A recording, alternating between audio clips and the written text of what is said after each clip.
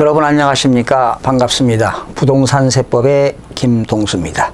오늘 부동산세법 문제풀이 4강 시간이 되겠는데요. 여러분 교재는 34쪽이 되겠습니다. 자, 35번 문제입니다. 부동산 관련 조세의 분할납부 규정에 관한 설명이다. 가장 틀린 건데요. 재산세 납부세액은 500만 원을 초과할 때는 분할납부할 수 있습니다.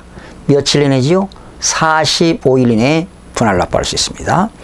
종합부동산세로 납부할 세금이 500만 원을 초과할 때는 역시 분할납부할 수 있는데요. 종합부동산세는 2개월 이내에 분할납부가 가능합니다. 3번 양도소득세 예정신고 납부세액 또는 확정신고 납부세액이 1000만 원을 초과할 때는 분할납부할 수 있다. 그렇죠? 재산세와 종합부동산세는 500만 원 초과가 분할납부가 가능하지만 양도소득세는 1000만 원을 초과해야 분할납부가 가능한데요. 2개월 이내가 되겠습니다. 4번 취득세 등록에 대한 등록면허세는 분할납부 규정을 적용하지 않지만 특정 부동산에 대한 지역자원시설세는 재산세와 함께 고지되기 때문에 분할납부 규정이 적용된다. 재산세는 분할납부 규정이 되지만 특정 부동산에 대한 지역자원시설세에 대한 것은 분할납부 규정이 없습니다. 4번이 틀렸네요. 재산세의 분할납부 기간은 납부기간이 지난 날로부터 45일 이나 종합부동산세와 양도소득세의 분할납부기간은 납부기간이 지난 날로부터 2개월 이내이다. 맞지요? 틀린 것은 4번이 되겠네요. 36번입니다.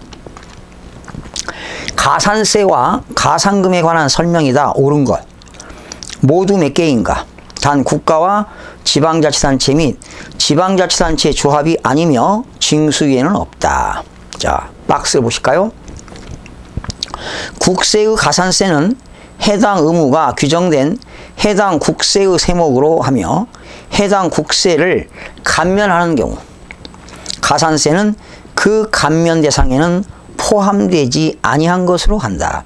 여러분 국세를 감면받는 경우는 그 감면 대상에 가산세는 포함되지 않습니다. 순수한 납부세액으로 계산되지요. 국세를 납세 고지서상 납부기한까지 완납하지 아니하였을 때는 납부기간이 지난 날로부터 그렇죠.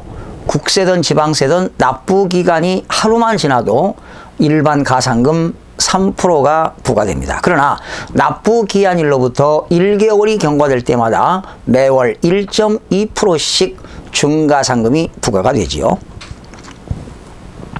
체납된 지방세의 중가상금은 가상금에 더하여 징수하는 기간은 그렇죠. 60개월을 초과하지 않습니다. 중가상금은 매월 1.2%씩 60개월이니까 최고 72%까지 초과해서 받을 수는 없습니다. 체납된 납세고지서별 지방세는 30만 원 미만이죠. 미만일 때는 중가상금을 징수하지 아니하며 이 경우 같은 납세고지서에 둘 이상 세목이 병기되어 있을 경우에는 그렇죠. 세목별로 판단한다. 여러분 지방세는요. 30만 원 미만일 때는 중가상금을 적용하지 않습니다. 그런데 납세고지서에 둘 이상 세목이 병기되어 있는 경우에는 역시 세목별로 판단이 되겠습니다. 그리고요. 여러분 국세는 얼마죠? 중가상금이 적용되지 않는 게 지방세는 30만 원 미만이고 국세는 100만 원 미만이 되겠습니다. 그래서 결과적으로 4개가 다 맞죠. 37번입니다. 부동산 관련 지방세의 원칙적인 납세 의무자와 징수 방법의 연결이 틀린 것 그랬습니다. 취득세는 사실상 취득자가 납부하는데요. 신고 납부가 되겠죠. 계약서상 잔금 지급일로부터 60일 이내에 신고 납부해야 됩니다. 등록면허세는 등록을 하는 자는 역시 신고 납부가 되겠죠. 재산세는 6월 1일 매년 과세 기준일 현재 사실상 소유자가 납세 의무자고 보통징수 방법에 의하여 징수가 됩니다. 지방소득세, 소득분이죠. 소득세와 법인세 납세 의무자는 당연히 지방소득세 납세의무가 있는데 신고납부가 되겠습니다. 5번 지방교육세는 취득세, 등록면허세, 재산세 납세 의무자이며 보통징수다. 여러분 이 지방교육세는요 부가세입니다. 그러면 취득세 낼 때도 내고요. 신고납부죠.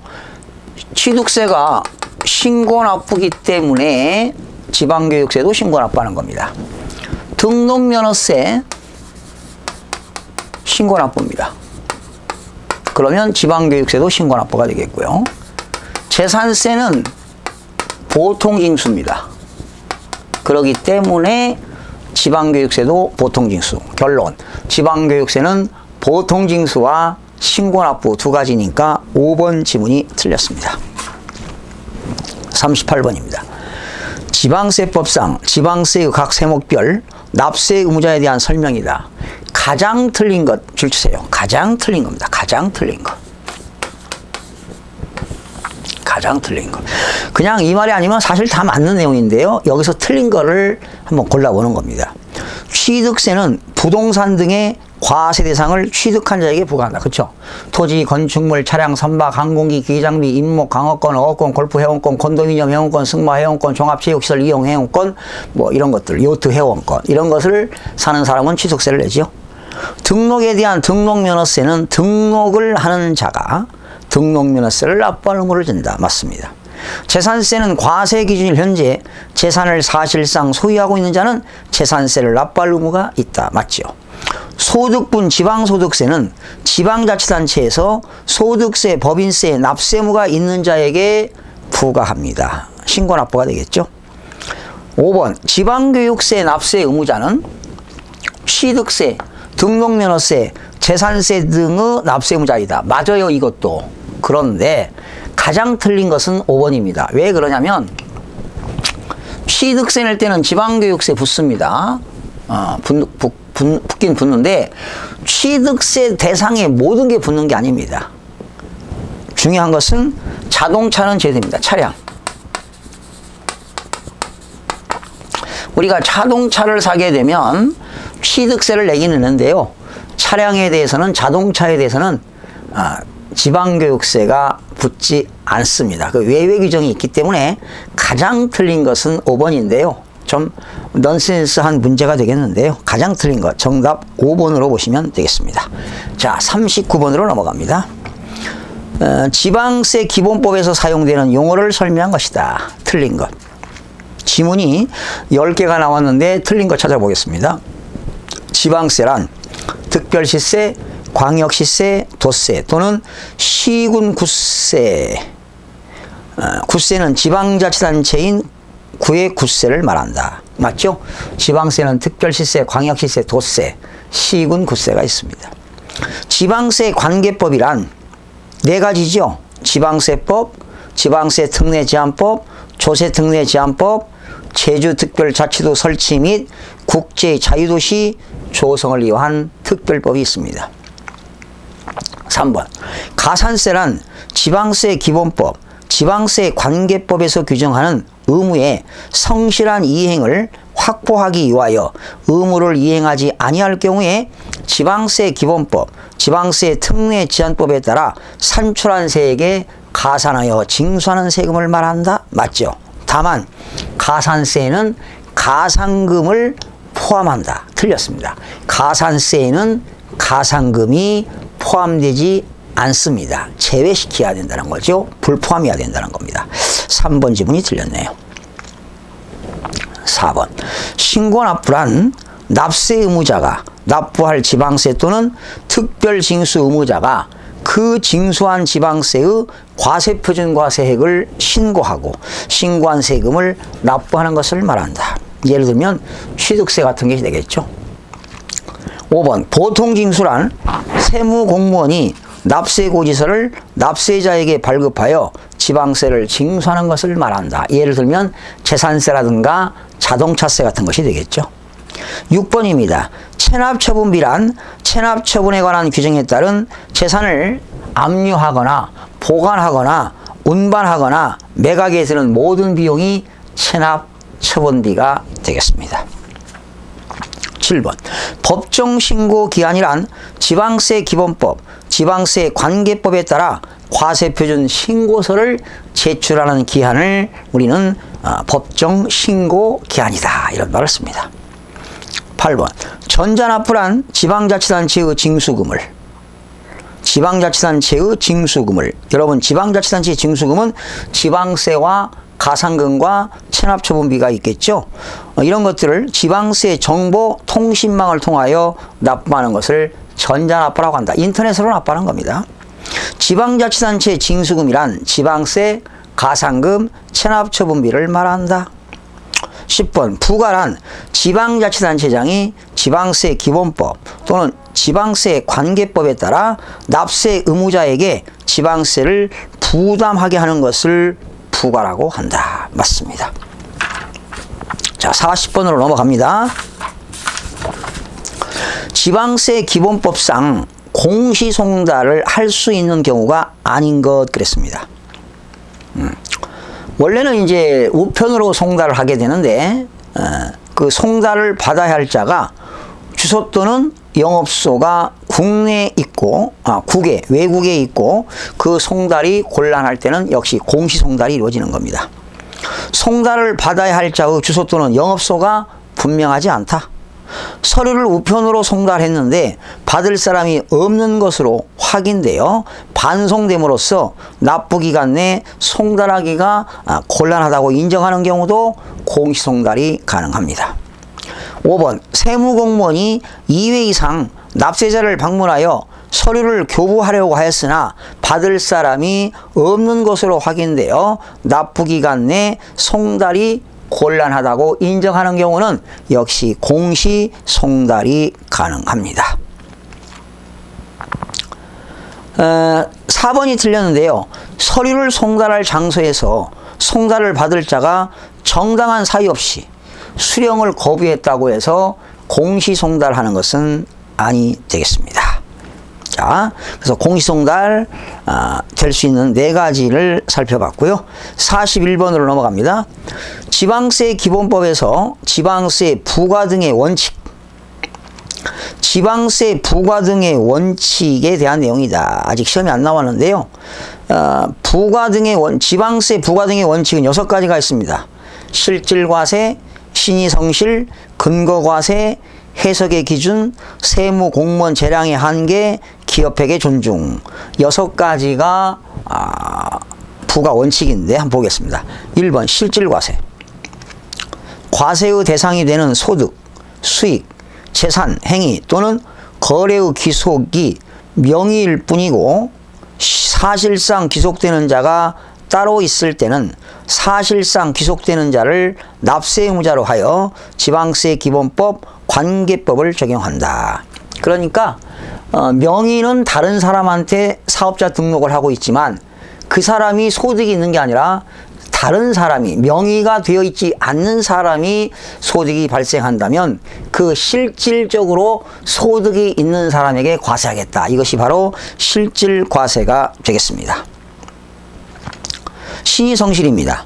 납세 의무자와 공무원은 신의에 따라 성실하게 의무를 이행하거나 직무를 수행하여야 한다. 그러니까 공무원이나 납세 의무자가 신의 성실의 원칙에 의해서 직무를 수행해라.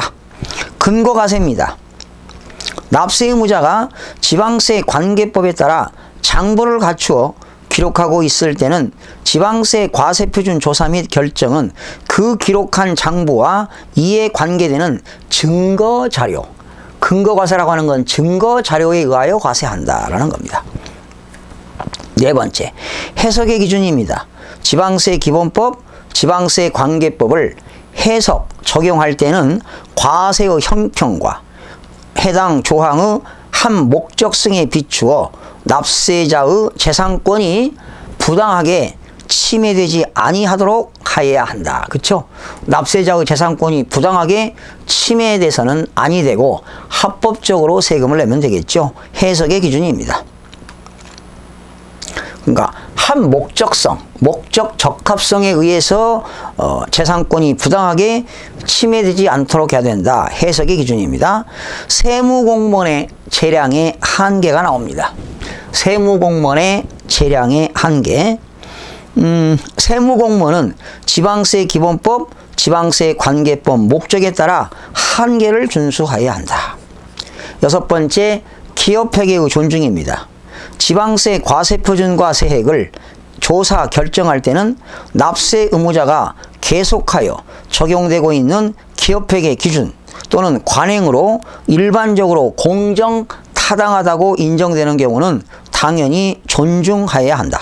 다만 지방세 관계법에 특별한 규정이 있는 경우는 그러하지 아니하다.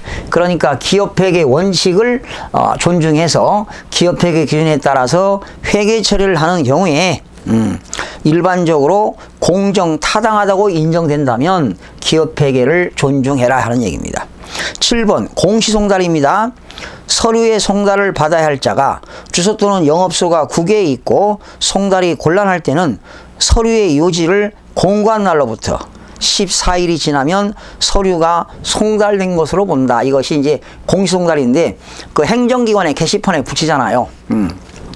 붙였을 때 14일이 지나면 서류가 송달된 것으로 본다. 이것이 바로 공시송달인데요. 이거는 지방세 부과 원칙에 해당되지 않습니다. 그래서 7번이 틀렸습니다. 자, 42번이 되겠네요. 지방세 기본법, 지방세 관계법에 따른 처분으로 위법, 부당한 처분을 받았거나 필요한 처분을 받지 못함으로써 권리 또는 이익을 침해당하는 자에게 대한 불복 절차에 대한 설명이다. 지금 불복 절차입니다. 우리가 이의신청하거나 심사청구, 심판청구하는 내용인데요. 이의신청, 심사청구, 심판청구는 원칙적으로 처분의 집행에 효력이 미치지 아니한다. 맞습니다. 시장 군수의 결정에 대한 이의신청 결과에 대해서 불복하는 경우는 심사청구는 누구한테 하죠? 도지사. 심판청구는 조세 심판원장에게 심판위원장에게 할 수 있죠. 이의신청, 심사청구, 심판청구에 대한 결정기간은 불복 청구를 받은 날로부터 90일 이내에 심사청구, 심판청구하도록 되어 있습니다. 4번 지방세의 불복 절차는 이의신청, 심사청구, 심판청구의 이의심급으로 되어 있기 때문에 이의신청을 거치지 않고 심사청구, 심판청구를 할 수 없다. 여러분 이의신청을 하지 않아도 즉시 도지사한테 심사청구할 수 있고요. 조세 심판원장한테 심판청구도 가능합니다. 4번이 틀렸네요. 지방세에 관하여서도 심사청구, 심판청구를 거치지 않고 바로 행정소송도 제기할 수가 있습니다. 여러분 이의신청을 거치지 않고 심사청구는 누구한테 하지요? 도지사한테 합니다. 그리고 심판청구는 조세 심판위원장에게 할 수가 있습니다. 또한 심사청구라든가 심판청구를 거치지 않고 곧바로 국가를 상대로 해서 행정소송도 제기할 수가 있습니다. 43번 틀린 겁니다. 이의신청, 심판청구인데요. 1번 이의신청은 처분이 있는 것을 안 날로부터 90일 이내 해야 될까요? 네. 이의신청을 거친 후에 심판청구할 때는 이의신청에 대한 결정 통지를 받은 날로부터 역시 90일 이내에 심판청구를 할 수가 있습니다. 이의신청에 따른 결정기간 내에 이의신청에 대한 결정 통지를 받지 못할 경우에는 결정 통지를 받기 전이라도 결정기간이 지난 날로부터 심판청구도 할 수가 있습니다. 4번 이의신청, 심판청구는 처분의 집행에 효력을 미치지 아니한다. 다만 압류한 재산에 대하여 이의신청, 심판청구의 결정처분이 있는 날로부터 60일까지 공매처분을 보류할 수 있다. 자, 압류한 재산에 대해서는요, 이의신청 심판 청구에 결정이 있는 날로부터 30일까지 공매처분을 보류할 수 있습니다. 60일이 아니라 30일인데요. 이것도 지금 23회 때 출제가 됐는데 여러분들 배우지 않은 내용입니다. 지방세 기본법에 아주 깊이 들어가 있는 지방세 기본법 시행령, 대통령령에 나오는 것이 출제가 됐는데 이렇다니까요. 출제가. 4번 들렸고요. 이의신청인이 재해 등을 입어 이의신청 기간 내에 이의신청을 할 수 없을 때는 그 사유가 소멸한 날로부터 14일 이내에 이의신청을 할 수가 있습니다. 그러니까 이의신청도 통지를 받은 날로부터 90일 이내에 할 수 있어요. 불이익을 당할 때부터. 부당한 처분을 받았을 때는 90일 이내에 할 수 있는데 이의신청 기간 이내에 이의신청을 할 수가 없어요. 재해 등을 입어서. 그때는 그 사유가 소멸한 날로부터 14일 이내에 이의신청할 수 있습니다. 그러니까 90일에다 14일 사니까 104일이 되겠죠. 14일 이내에 이의신청을 할 수가 있습니다. 44번입니다. 소멸시효와 시효 중단에 관한 내용이다. 틀린 것. 지방자치단체의 징수금이란 지방세와 가산금과 체납청부비를 말한다. 맞죠? 지방자치단체의 징수금의 징수를 목적으로 하는 지방자치단체의 권리는 그 권리를 행사할 수 있는 때부터 5년간 행사하지 아니하면 시효로 인하여 소멸된다. 소멸시효가 5년이 되겠습니다. 지방세 징수권 시효에 관하여 이 법 또는 지방세 관계법에 규정되어 있는 것을 제외하고는, 그렇죠? 민법 규정을 따른다. 민법에도 소멸시효가 나오죠. 지방세 징수권 시효는 납세 고지, 독촉, 납부 최고, 교부 청구, 압류로 인하여 뭐가 됩니까? 중단이 됩니다. 소멸시효 중단이 되겠어요. 중단 사유는 납세 고지, 독촉장을 발부하거나 납부 최고서를 발부하거나 교부 청구하거나. 교부 청구는 행정기관에서 행정기관으로 하는 것이 교부 청구지요. 또 압류로 인하여 중단된다. 맞습니다. 납세 고지서에 따라 중단된 시효는 고지한 납부기간이 지날 때에는 물론 분납기간에도 진행된다. 여러분, 납세 고지에 따라 중단이 됐어요. 시효가. 근데 고지한 납부기간이 지날 때는, 물론 분납기간에도 진행된다. 여러분, 분납기간에는 소멸시효가 진행되지 않습니다. 다시요. 분납기간에는 소멸시효가 진행되지 않는다. 진행되지 않는다는 거 기억하시기 바랍니다. 5번 지문이 틀렸고요. 자, 마지막 문제가 되겠습니다. 거주자의 국내 소재 부동산에 관련된 조세다. 옳은 것. 증여에 의한 취득세는 계약일로부터, 증여 계약일이 취득시기니까 증여 계약일로부터 60일 이내에 신고 납부한다. 맞습니다. 맞죠? 정답은 1번이 되겠네요. 저당권 설정 등기 시 등록면허세는 등기일로부터 30일 이내에 신고 납부하여야 한다. 저당권 설정 등기할 때는 등록면허세를 내는데 등기 등록하기 전까지 신고 납부해야 되겠죠. 주택분 재산세는 매년 7월 16일부터 7월 30일까지 보통 징수 방법에 의하여 징수한다. 여러분, 주택분 재산세는 2분의 1은 7월 16일부터 7월 30일, 2분의 1은 9월 16일부터 9월 30일까지 납부하도록 되어 있는데요. 이때 주택분 재산세가 10만 원 이하일 때는 어떻게 될까요? 10만 원 이하일 때는 7월 16일부터 7월 30일까지 일시에 징수할 수가 있습니다. 4번. 토지분 종합부동산세는 관할세무서장이 세액을 결정하여 9월 16일부터 9월 30일. 틀렸죠? 토지분 종합합산과 별도합산 대상 토지의 종합부동산세는 12월 1일부터 12월 15일까지 보통 징수 방법에 의하여 부가징수합니다. 틀렸고요.